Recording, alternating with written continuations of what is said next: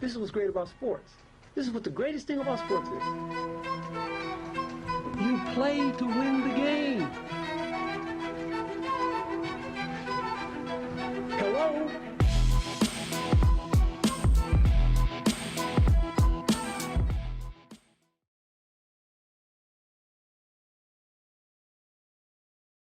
And welcome, everybody, to the 12-1 Sports Network. I'm your host, Jacob Angevine, and with me today is the one, the only, the Draspert, Jake Brier.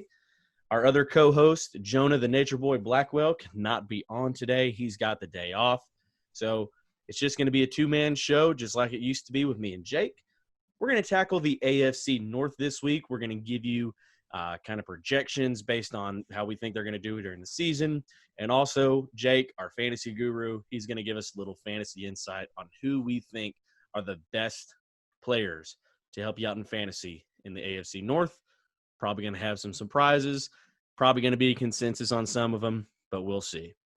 But Jake, other than that, how's your week been going?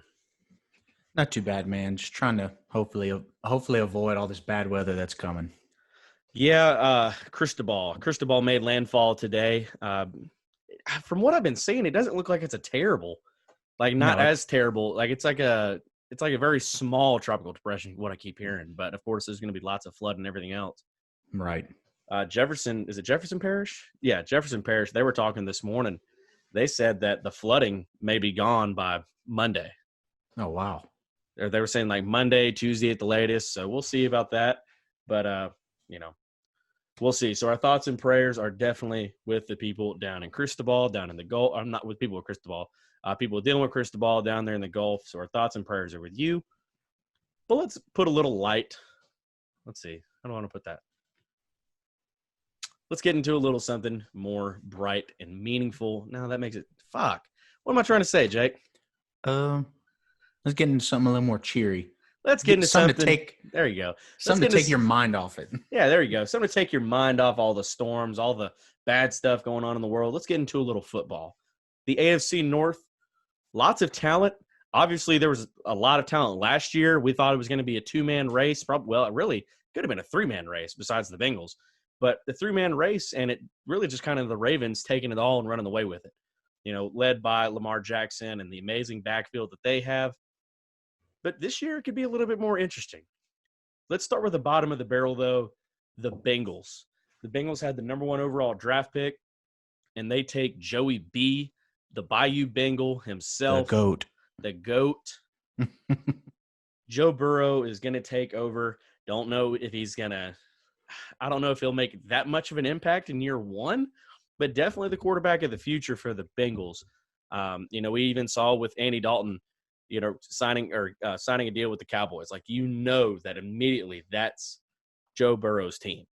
So how do we think the Bengals are going to do this year? Or at least how does Vegas think they're going to do, Jake? Good. Way to be prepared. I forgot we did the Vegas over-unders. Okay. So currently they have the Cincinnati Bengals going about 5.5 wins, which it seems to be one of the lower numbers. And it kind of makes sense. Like when you look at the depth chart, Joe Burrow, he's going to come in. He's going to give you an instant boost over Andy Dalton, probably be middle-of-the-road quarterback even in his rookie year. You get T. Higgins, their second-round draft pick, another big body in the receiving core.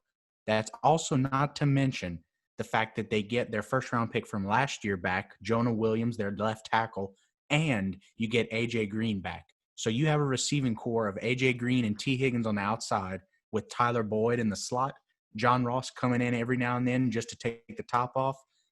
Their defense is very thin, but their offense is going to be fun. Oh, yeah, I'm definitely excited to see that offense because you got to look at it. It's if you put all the pieces together in that offense and they're all healthy, it's very similar to what Joe Burrow had at LSU. It is true. 2 very explosive receivers on the outside, a decent receiver in the slot, if John Ross can ever be anything and not be hurt or just be something besides being fast. It's a decent squad. And then you got Joe Mixon in the backfield. I completely forgot about Jonah Williams. It's true. I completely forgot about Jonah Williams until you just reminded me. But you said they're at 5.5 wins. Is that right? 5.5 wins. I want to say like third worst. Man. So Chargers, I think they can get that win. The Browns, no. Eagles, no. Jaguars, maybe. Ravens, definitely no. Colts, definitely no. Maybe they get another one from the Browns. I'm not sure. Man, that's going to be hard to try and find 5 wins there. Holy It's true. cow. They're in a tough division too. So that's 6 tough games on top of their non-conference schedule. Right. Man. I really want to say, like, give Joe the benefit of the doubt and say, yeah, maybe they get 5 wins, but I just don't see it. Because as we get into the rest of this division, man, it's a pretty good division if you look at all the rosters. But I'm going to have to go with under on this one. I just can't see the Bengals getting more than 5 wins here. If they get 5, it's right at 5, and they're 5 hard wins. Right. What I do is I go through at the beginning of every year and I predict out every game of the schedule, all 256. And I looked up like a Vegas implied win total thing. Like if Vegas says a team is going to win by 7, that means they're giving the winning team about a 75% chance to win. So what I did there was if I predicted the Bengals to win by 7 in a game, I gave them 0.75 wins just to match up with the percentage. That's how I got all my over-unders. I actually had the Bengals going over with 6.3 wins. I was really surprised to see that. I think you're just doing that because you're a Joe Burrow fan. I think you're that much of a homer. You're giving just a little bit of extra love to Joe Burrow. If it was Andy Dalton, I'm definitely giving him the over. I like Andy Dalton. I don't care what people say. I like the Red Rocket. And it's not just because we share red beards, but I like Andy Dalton. And if Dak doesn't step up, he's gonna get replaced. That's all I'm saying. But we'll get there later. We'll get there in a couple weeks. But hey, towards the end of the offseason, whenever we get right up to the NFL season and we do our quarterback tiers, then you need to put your money where your mouth is on Andy Dalton. Anyway, man. But if it was Andy Dalton, I could definitely see it because Andy Dalton has never had good targets. You put Andy Dalton in this offense, it's looking pretty good. Yeah, Zach Taylor wants a fresh face, but man, it's looking pretty good. But anyway, I'm gonna stick with the under here. I just can't. I can't do that. I can't give them over 5. Like just looking at it, it's hard, man. It's really hard to give them more than 5 wins. So for fantasy options on the Bengals, like it's really dependent on whether their offensive line holds up or not. It's not a real talented group past Jonah Williams. However, Joe Mixon right now is still going as an RB1 like he deserves to. He's basically on all of my fantasy teams because people are continuously sleeping on this man. He had an incredible end to the 2019 season. Pair him with Joe Burrow and this new high-powered offense, like it's only going to get better. So he should repeat as an RB1. A.J. Green coming back, I definitely think he'll be like a back-end wide receiver too, if he can return to form, right? If he can, that's the biggest question.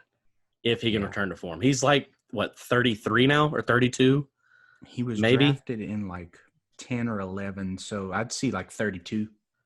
Yeah, so he's on the wrong side of 30, coming off of 2 years of injuries. It's going to be hard for him, man. It hadn't been too hot for A.J. Green. He's one of your more risky fantasy plays because of that. Right. T. Higgins, because he's the rookie and because all this COVID stuff going on, a little slower start to the training camps. I don't know how productive he'll be in year 1. However, paired up with Joe Burrow, an incredible quarterback and a really good offense with a young up-and-coming head coach, really spells a lot of good things for him in Dynasty. And don't sleep on Tyler Boyd. Joe Burrow loves the slot. Tyler Boyd is probably a top 10 slot receiver in the NFL. So it's a marriage made in heaven. The offense is going to be fun. Just don't draft any one of their tight ends. So I know we give Tyler, who's the host of the Friday show, we give him a lot of crap about John Ross. What should fans think about John Ross this year? Monitor from afar. Like he's probably not worth any high value pick because of what I just mentioned about Joe Mixon, A.J. Green, Right.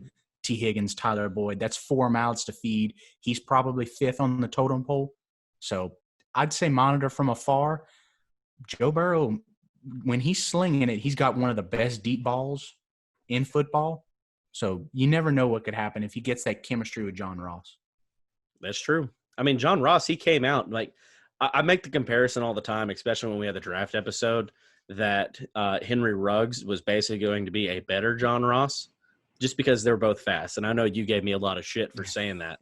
And, you're not the only one that said that. But, man, I just don't know. Like, he's had, 3-4 years in the league now? Because he came 3 out of that years. same draft class that Corey Davis came out of.